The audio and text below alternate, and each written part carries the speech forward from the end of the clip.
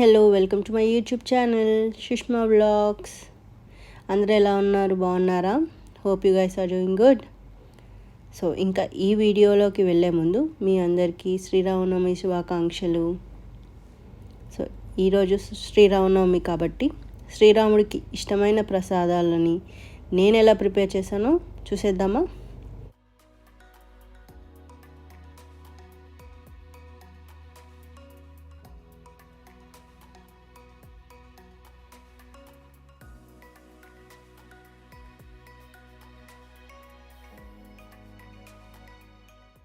So ముందుగా మనం ఈ పండుగ రోజు వండే సగ్గుబియ్యం పాయసంకి కావాల్సిన పదార్థాలు అండ్ దాన్ని ఎలా ప్రిపేర్ చేయాలో చూసేద్దాం రండి.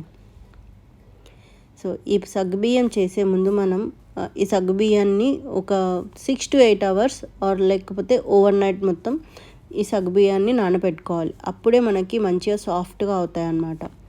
సో కుక్ చేయడానికి కూడా చాలా ఈజీగా అండ్ ఫాస్ట్గా కూడా అయిపోతుంది. సో అలా నానబెట్టిన సగ్గుబియ్యాన్ని మంచిగా వాష్ చేసుకొని ఒక కప్కి ఒక 3 to 3.5 cups వాటర్ యాడ్ చేసుకొని స్టవ్ మీద పెట్టుకోవాలన్నమాట. సో ఇలా కుక్ చేసుకోవాలి.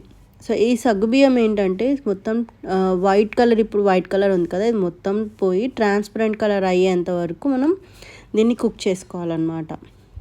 సో లేకపోతే మనకి నోట్లో ఇట్లా చూయిగా ఉండి మొత్తం పలక పట్టేసుకుంటుంది.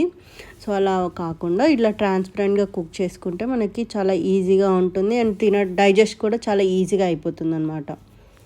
సో చూస్తున్నారు కదా, మెల్లిమెల్లిగా ట్రాన్స్పరెంట్ అయిపోతుంది. ఇంకా సో ఇలా ట్రాన్స్పరెంట్ అయ్యాక నేను బెల్లం యాడ్ చేసుకుంటున్నాను.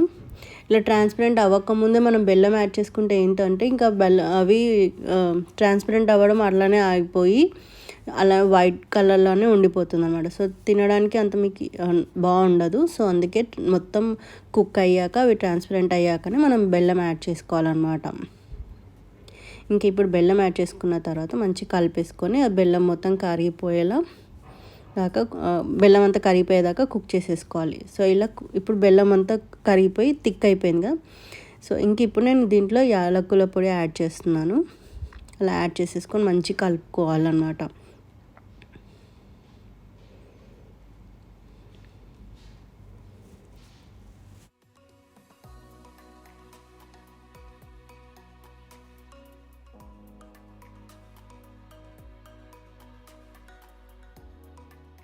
ఇంకా ఈ సగ్గుబియ్యం పాయసం కుక్ అయ్యేలోపు మనం ఇంకో స్టవ్ మీద ప్యాన్ పెట్టేసుకొని డ్రై ఫ్రూట్స్ని ఫ్రై చేసుకుందాం. నేను ఇక్కడ జీడిపప్పు, బాదం, కిస్మిస్ అండ్ ఇంకా పిస్టాచియోస్ తీసుకొని ఫ్రై చేసుకుంటున్నాను. నేను మీ ఇష్టం, మీరు ఏవైనా యూస్ చేసుకోవచ్చు డ్రై ఫ్రూట్స్ని.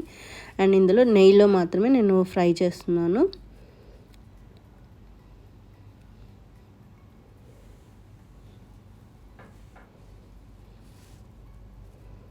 సో చూస్తున్నారు కదా, ఇవే నేను తీసుకున్న ఈ డ్రై ఫ్రూట్స్ అనమాట. సో ఇప్పుడు ఇవి మంచిగా ఫ్రై చేసేసి ఇంకా అందులో యాడ్ చేసేస్తాను.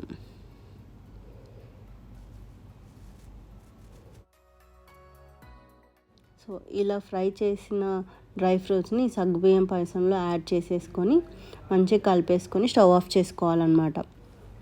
సో ఈ మిక్చర్ చల్లారాకనే మళ్ళీ స్టవ్ ఆన్ చేసుకొని మనం పాలు యాడ్ చేసుకోవాలి. లేకపోతే పాలు విరిగిపోతాయి. అంటే వేడివేడి బెల్లం నీళ్ళల్లో మనం పాలు యాడ్ చేసినప్పుడు విరిగిపోతాయి అన్నమాట పాలు.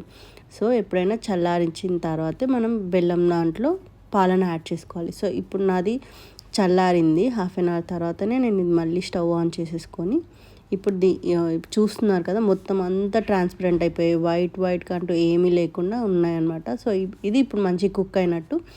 సో దీనికి మనం ఇప్పుడు పాలు యాడ్ చేసేసుకొని కలిపేసుకోవడమే, అంతే.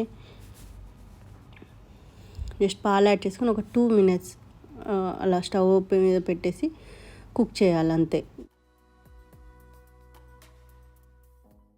సో చూసారు కదా, శ్రీరాముడికి ఇష్టమైన ఈ పాయసం ఎంతో ఈజీగా అండ్ టేస్టీగా ఎలా ప్రిపేర్ చేయాలో.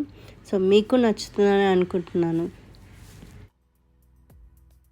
సో నెక్స్ట్ మనం శ్రీరాముడికి ఇష్టమైన వడపప్పు నేను ఎలా ప్రిపేర్ చేశాను అండ్ దానికి కావాల్సిన పదార్థాలు ఏంటో చూసేద్దామా? సో ముందుగా ఈ వడపప్పు చేయడానికి మనం పెసరపప్పుని ఒక 2 గంటల సేపు నానబెట్టుకొని పక్కన పెట్టేసేయాలన్నమాట.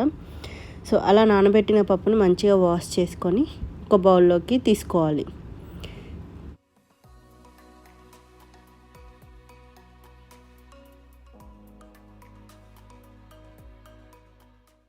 సో ఈ బౌల్లోనే మనం బెల్లాన్ని కూడా యాడ్ చేసుకుందాము.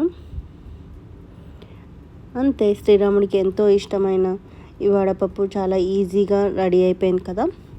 సో మీకు ఇష్టం ఉంటే పక్కకి మనం చలివిడి కూడా కుక్ చేసుకోవచ్చు. నేను జస్ట్ సింపుల్గా ఇలా ప్రిపేర్ చేశాను అంతే. సో నెక్స్ట్ శ్రీరామనవమి రోజు కంపల్సరీగా ప్రిపేర్ చేసే ఈ పానకం ఎలా ప్రిపేర్ చేయాలో అండ్ దానికి కావాల్సిన పదార్థాలు ఏంటో చూసేద్దామా.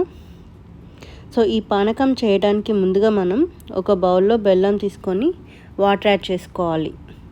ఇలా వాటర్ యాడ్ చేసుకొని మనం ఒక 20 minutes to 30 minutes పక్కన పెట్టాలి. సో దట్ ఏమవుతుందో బెల్లం మొత్తం కరిగిపోతుంది అనమాట. సో కరిగిపోయాక ఈ వాటర్ని మనం స్ట్రెయిన్ చేసేసుకొని తీసుకోవాలన్నమాట.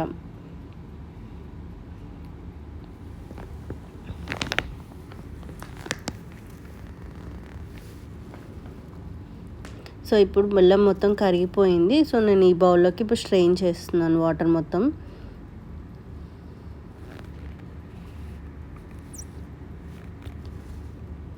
సో ఇలా స్ట్రెయిన్ చేసిన ఈ వాటర్లో మనం ఇలాచి పొడిని యాడ్ చేసుకుందాం. మిరియాల పొడిని కూడా యాడ్ చేసుకుందాం.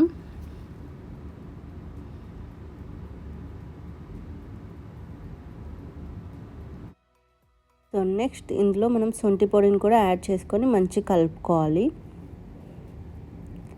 సో ఇలా కలిపేసుకున్న తర్వాత మొత్తం కలిపేసుకున్న తర్వాత మనం తులసి ఆకుల్ని కూడా ఇందులో యాడ్ చేసుకోవాలి.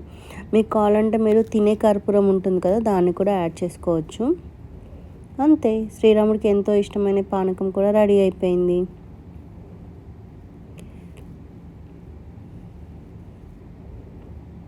సో ఇంకా నేను చేసిన ఈ నైవేద్యాలని దేవుడికి పెట్టుకొని పూజ చేసుకోవటమే. సో మీరు కూడా నెక్స్ట్ టైం ఇలానే ట్రై చేస్తారని అనుకుంటున్నాను.